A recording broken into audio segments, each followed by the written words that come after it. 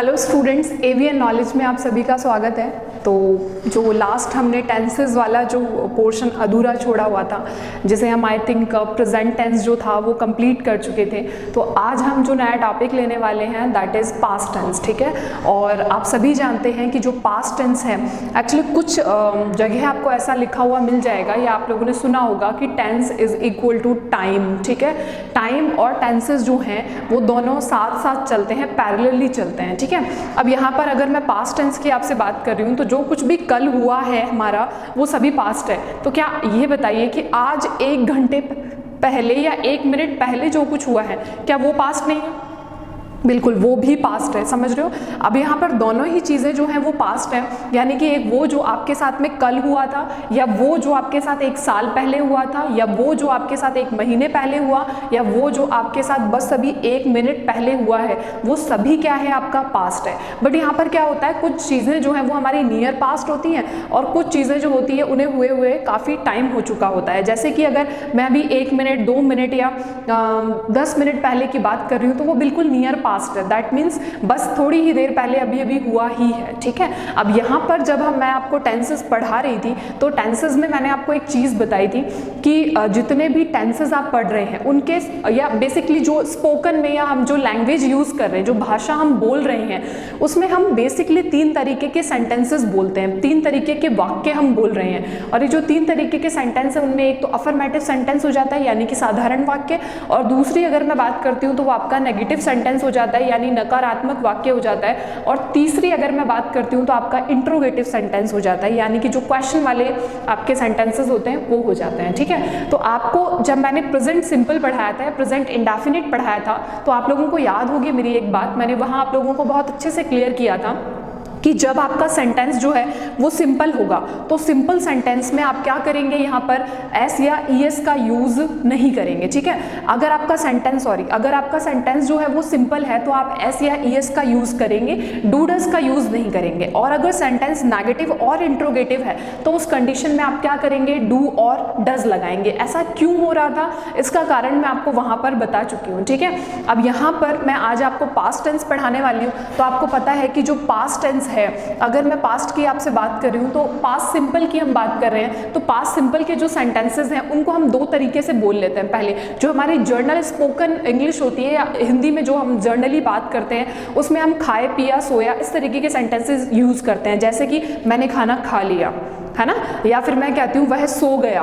तो ये जो सेंटेंस है ना, इनसे ये हो गया, आपको पता चल रहा है ना, वो सो चुका है, दैट मीन्स चीज़ पास्ट में चली गई है। तो जब हम फील लेते हैं सेंटेंस का तो हमें समझ में ज़रूर आता है कि ये पास्ट है, लेकिन कौन सा पास्ट है ये समझ में नहीं आता, क्योंकि हमने हमेशा से ऐसा रटा है कि अगर किसी सेंटेंस में ताता तीथी तेथे आते हैं तो वो पास्ट होता है। तो ऐसा कुछ भी नहीं है कि ताता तिथि आएगा तो ही पास्ट होगा, वो आपको जब आप बोलेंगे तो बोलने के साथ ही फील हो जाएगा कि ये पास्ट हुआ कि नहीं हुआ। ठीक है, तो यहाँ पर ये ध्यान रखना है आपको कि आपके पास्ट के जो सिंपल सेंटेंस हैं, सिंपल सेंटेंस से मतलब जैसे वह सो गया, वह चला गया, समझ रहे हो, तो ये जो सेंटेंस है जिनमें ना तो आपको कहीं पर भी नॉट दिखाई देगा, ना ही किसी तरीके का क्वेश्चन मार्क दिखाई देगा, तो इन दोनों के अलावा बचे हुए जो सेंटेंस है वो आपका सिंपल सेंटेंस है। तो सिंपल सेंटेंस में आप क्या करेंगे, वर्ब की सेकंड फॉर्म लगाएंगे। देखिए जरा, मैंने यहाँ पर लिखा है आप लोगों के लिए कि पास्ट इंडेफिनिट या पास्ट सिंपल में आपको कौन सी फॉर्म लगानी है, वर्ब की सेकंड फॉर्म लगानी है।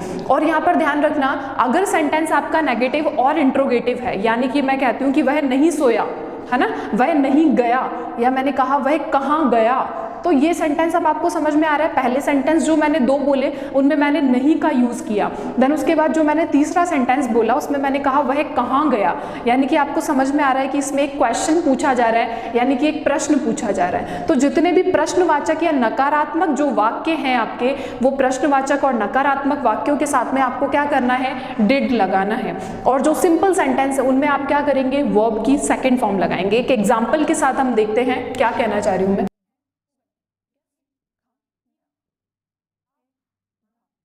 ठीक है, ये 3 सेंटेंस मैंने आप लोगों के सामने लिखे हैं। वह सो गया, उसने खाना नहीं खाया, और क्या वह जानता था। अगर मैं इन तीनों ही सेंटेंसेस के बारे में आपसे बात करती हूँ कि इन तीनों सेंटेंसेस के क्या ट्रांसलेशन होंगे, क्या मीनिंग्स निकलेंगे, और इनमें से कौन सा सेंटेंस जो है वो आपका अफर्मेटिव है या सिंपल है, कौन सा नेगेटिव है और कौन सा आपका इंट्रोगेटिव सेंटेंस है, तो जरा समझिएगा। वह सो गया की जब मैं बात कर रही हूँ तो इसका क्या मतलब हो गया, ये देखिए सेंटेंस में क्या आपको कहीं पर भी नहीं दिखाई दे रहा है। अगर नहीं दिखाई दे रहा तो इसका मतलब ये नेगेटिव नहीं है। क्या इस सेंटेंस में आपको लास्ट में क्वेश्चन मार्क या क्वेश्चन पूछने जैसा कोई शब्द, कब, क्यों, कैसे, कहां, इस तरीके का कोई शब्द दिखाई दे रहा है? नहीं दिखाई दे रहा है। इसका मतलब ये इंट्रोगेटिव भी नहीं है। तो ये सेंटेंस कैसा हो गया, एक सिंपल सेंटेंस हो गया, यानी कि ये सिंपल है, इसमें नहीं दिखाई दे रहा है, इसका मतलब ये नेगेटिव है। और इसमें क्या दिखाई दे रहा है और क्वेश्चन मार्क भी दिखाई दे रहा है, इसका मतलब ये इंट्रोगेटिव है। ठीक है, तो इन तीनों सेंटेंसेस की हम बात करते हैं कि हम कैसे बनाएंगे। तो आपको शायद मेरी कही हुई एक बात याद होगी जिसमें मैंने आप लोगों को बताया था कि किसी भी सेंटेंस को जब आप बनाएंगे तो सेंटेंस को इंग्लिश या हिंदी में ट्रांसफॉर्म करने के लिए हमें सबसे पहले क्या चाहिए, सब्जेक्ट। सब्जेक्ट का मतलब क्या बताया वहां मैंने आपको कि सेंटेंस में जो काम को कर रहा होता है वही आपका क्या होता है, सब्जेक्ट होता है। सेकंड अगर मैं बात करूं तो आपको क्या लगानी है, हेल्पिंग वर्ब, जो मैं आपको पहले ही बता चुकी हूं कि यहाँ पर क्या है, डिड है। नेक्स्ट थर्ड नंबर पर हमें क्या यूज करना है, मेन वर्ब। ठीक है, तो आपको सेंटेंस देख करके पता लगेगा कि सेंटेंस की मेन वर्ब क्या है। नेक्स्ट अगर मैं बात करती हूँ तो आपका हो जाएगा ऑब्जेक्ट, जो भी बचा हुआ है वो आपका ऑब्जेक्ट है। तो हम फर्स्ट सेंटेंस बनाते हैं यहाँ पर, वह सो गया। इस सेंटेंस का सब्जेक्ट क्या है, वह, यानी कि सबसे पहले यहाँ पर क्या आ जाएगा, ही आ जाएगा। ठीक है, उस सब्जेक्ट के बाद क्या आता है, हेल्पिंग वर्ब। हेल्पिंग वर्ब की मैं बात करूँ तो आपको मैं पहले कह चुकी हूँ अगर सेंटेंस सिंपल है तो आप हेल्पिंग वर्ब नहीं लगाएंगे, तो हेल्पिंग वर्ब तो लगेगी नहीं। अगर यहाँ पर हेल्पिंग वर्ब नहीं लगेगी तो वर्ब की सेकेंड फॉर्म लगेगी। वर्ब क्या है यहाँ पर, सोना। सोने को हम बोलते हैं sleep, and the second form is slept. ठीक है, तो यहाँ पर क्या आ जाएगा, स्लेप्ट आ जाएगा, ही स्लेप्ट। बस खत्म हो गया सेंटेंस। नेक्स्ट अगर सेंटेंस की बात करती हूँ, उसने खाना नहीं खाया। इस सेंटेंस में भी सबसे पहले सब्जेक्ट की रिक्वायरमेंट है। देन सब्जेक्ट क्या है आपका, ही। सब्जेक्ट के बाद क्या चाहिए हमें, हेल्पिंग वर्ब। हेल्पिंग वर्ब की अगर मैं बात करूँ, नेगेटिव सेंटेंस है तो इसमें तो लगेगा, यानी कि डिड। आगे क्या आ जाएगा, थर्ड नंबर पर। याद होगी मेरी बात कि सभी अपनी पोजीशन को चेंज कर सकते हैं, लेकिन नॉट या जितने भी नेगेटिव वर्ड होते हैं लाइक नीदर हो गया, नन हो गया, नेवर हो गया, ये कभी भी अपनी जगह को चेंज नहीं करेंगे। दैट मीन्स यहाँ पर क्या आ जाएगा, नॉट। अब आप इस डिड नॉट को डिडंट भी लिख सकते हैं। ठीक है, तो ही डिड नॉट। खाना खाने को हम क्या बोलते हैं, ईट। आगे फूड। एक चीज आप ध्यान रखेंगे कि यहाँ पर दोबारा से हमें इसकी सेकंड फॉर्म एट नहीं लगानी है। क्यों, क्योंकि आप ऑलरेडी सेकंड फॉर्म यूज कर चुके हैं। डिड जो है वो डू आपकी फर्स्ट फॉर्म थी, डिड आपकी सेकंड फॉर्म है, यानी कि पास्ट फॉर्म है। ठीक है, डिड ऑलरेडी पास्ट में है। अब आप दो बार अगर पास्ट की फॉर्म का यूज करेंगे तो सेंटेंस इनकरेक्ट हो जाएगा। ध्यान रखना, डिड के साथ वी फर्स्ट आएगा, वी सेकंड नहीं आएगा। ठीक है, नेक्स्ट क्या वह जानता था। तो ये जो सेंटेंस है, क्या वह जानता था, इसको हम कैसे बनाएंगे।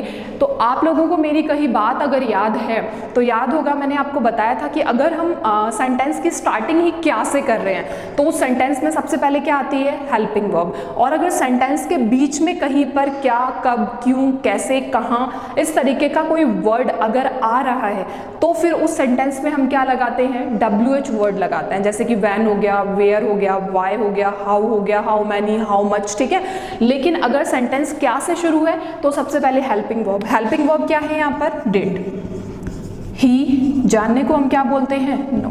देन डिड ही नो, क्या वह जानता था। ठीक है, तो इस तरीके के जो सेंटेंसेस हैं वो आपके पास्ट सिंपल के अंदर आ जाते हैं। पास्ट सिंपल के यूजेस कहाँ कहाँ पर होते हैं, जैसा कि मैं आप लोगों को पहले ही बता चुकी हूँ कि जब मैंने आपको प्रेजेंट टेंस पढ़ाया था तो वहाँ पर मैंने आपको दोनों ही तरीके से प्रेजेंट टेंस पढ़ाया था। कुछ कॉम्पिटिटिव एग्जाम्स ऐसे हैं जो केवल ट्रांसलेशन बेस्ड है, तो ट्रांसलेशन के क्वेश्चन तो आपसे इस तरीके से पूछे जाएंगे, और जो यूजेस हैं उनके बारे में हम पास्ट कॉन्टिन्यूस के बाद में चर्चा करेंगे। पास्ट सिंपल और पास्ट कॉन्टिन्यूस दोनों के यूजेस कहाँ कहाँ पर होते हैं। ठीक है, तो नेक्स्ट टेंस की अगर मैं बात करती हूँ, that is your past continuous. Past continuous में हमारे पास में दो वर्ब हैं, वॉज और वर। मेरी एक बात आप लोगों को याद होगी कि जिस वर्ब के लास्ट में एस आता है वो वर्ब हमेशा किसके साथ यूज होती है, सिंगुलर के साथ, क्योंकि एस और एस वाले एक साथ आएंगे। सिंगुलर में भी पहले एस आता है, तो एक वचन के साथ हमेशा क्या आता है, वॉज, और बहुवचन के साथ में क्या आता है, वर। लेकिन अब आप यहाँ पर मुझसे क्वेश्चन पूछ सकते हैं कि मैम हमने आई के साथ में हमेशा क्या किया है, हैव लगाया है, हैव बीन लगाया है, यहाँ एम लगाया था, यहाँ डू लगाया था, यानी कि आई के साथ हमने हमेशा प्लूरल वाली वर्ब लगाई है। तो हम आई के साथ में वॉज क्यों लगाते हैं, वर क्यों नहीं लगाते? तो आई के साथ में वॉज इसलिए लगता है क्योंकि जब आप आई के साथ में वर लगाते हैं तो गलत तो नहीं है, लेकिन उसके जो मीनिंग निकल करके आते हैं वो गलत हो जाते हैं। जब हम आई के साथ वर का यूज करते हैं दैट मीन्स हम इमेजिनरी सिचुएशन की बात कर रहे हैं, किसी काल्पनिक संभावना की बात कर रहे हैं। जैसे कि मैं कहती हूँ if I were a doctor, अगर मैं एक डॉक्टर होती, लेकिन हूँ नहीं ना, समझ रहे हो मेरी बात को? तो आई के साथ वर हम केवल इमेजिनेशंस में लगाते हैं। आई के साथ वॉज लगाने का मतलब है, अगर मैं कहती हूँ आई वॉज अ डॉक्टर, तो इसका मतलब है कि कभी तो ऐसा टाइम था जब मैं एक डॉक्टर हुआ करती थी। हाँ, वो कुछ भी कारण हो सकता है, मैंने छोड़ दिया वो जो पेशा था या जो भी है, लेकिन कभी मैं डॉक्टर हुआ करती थी, ये बात सही है। लेकिन अगर मैं आई के साथ वर लगा रही हूँ तो इसका मतलब ये मेरी इच्छा थी कि मैं एक डॉक्टर बनूं, लेकिन मैं डॉक्टर हूँ नहीं, समझ गए? इसीलिए हम आई के साथ वर ना लगा करके हम आई के साथ क्या लगाएंगे, वॉज लगाएंगे। ठीक है, तो पास्ट कॉन्टिन्यूअस के हम कुछ एग्जाम्पल्स भी देखेंगे, और इसके साथ साथ मैं आपको बता चुकी हूँ कि आपके जितने भी सिंगुलर्स होंगे उनके सबके साथ में आपको वॉज लगाना है, जितने भी प्लूरल हैं उनके सबके साथ में वर लगाना है। एक बात तो आप फिक्स कर लीजिए कि जब भी आप किसी भी कॉन्टिन्यूअस की बात करेंगे तो हमेशा वर्ब की कौन सी फॉर्म लगने वाली है, वहाँ पर फोर्थ फॉर्म। वर्ब की फोर्थ फॉर्म का मीनिंग आप लोगों को ध्यान होगा शायद, वी फोर्थ का मतलब होता है जिसके साथ में आप क्या लगाएंगे, आईएनजी लगाएंगे। ठीक है, तो यहाँ पर आपको वॉज और वर के साथ क्या करना पड़ेगा, आईएनजी लगाना पड़ेगा। ठीक है, चलिए आ जाइए देखते हैं कुछ एग्जाम्पल्स इसके भी। ठीक है, मैं खाना बना चुकी हूँ, नेक्स्ट सेंटेंस। ठीक है, मैं खाना बना चुकी थी, क्योंकि हम पास्ट की बात कर रहे हैं, और सेम ऐसे ही क्या वह पढ़ रहा था, तो ये भी पास्ट का सेंटेंस हो गया। इन सेंटेंसेस को हम किस तरीके से हिंदी से इंग्लिश में ट्रांसफॉर्म कर सकते हैं, यही तो हमें पढ़ना है यहाँ पर। तो देखिए, सबसे पहले वही बात है कि हमें सेंटेंस बनाने के लिए सबसे पहले किसकी रिक्वायरमेंट है, सब्जेक्ट की।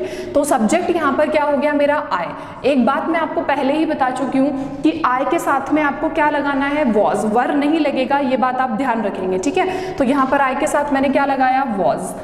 सब्जेक्ट आ गया, हेल्पिंग वर्ब आ गई, इसके बाद किसका नंबर है, मेन वर्ब का। मेन वर्ब क्या है, खाना बनाना, जिसे हम क्या बोलते हैं, कुक।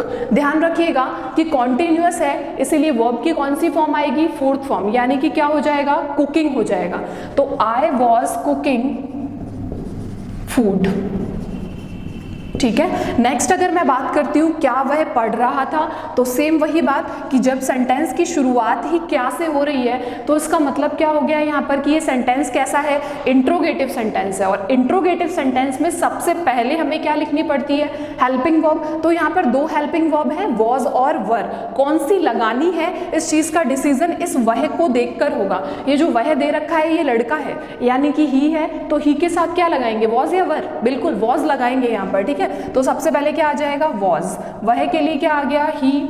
पढ़ने को क्या बोलते हैं, रीड, और इसकी कौन सी फॉर्म आएगी, फोर्थ फॉर्म आएगी, यानी कि आईएनजी लगेगा। तो यहाँ पर क्या हो गया, वॉज ही रीडिंग। ठीक है, तो ये जो आपका पास्ट कॉन्टिन्यूअस है, यहाँ तक आप लोगों को ये चीज़ें ध्यान में रखनी है। द नेक्स्ट जो हमारी क्लास होगी उसमें मैं आप लोगों को बताऊंगी कि जो पास्ट सिंपल और पास्ट कॉन्टिन्यूअस है उनको हम कहाँ पर और किस तरीके से यूज़ कर सकते हैं। ठीक है, तो इस वीडियो में इतना ही। लेकिन अगर आपको ये वीडियोज़ देखने में मज़ा आ रहा है और आपको अच्छे लग रहे हैं और आपको लग रहा है कि कुछ यूजफुल कंटेंट आपको मिल रहा है, तो इसे ज़रूर लाइक, शेयर और सब्सक्राइब कीजिए। Thank you.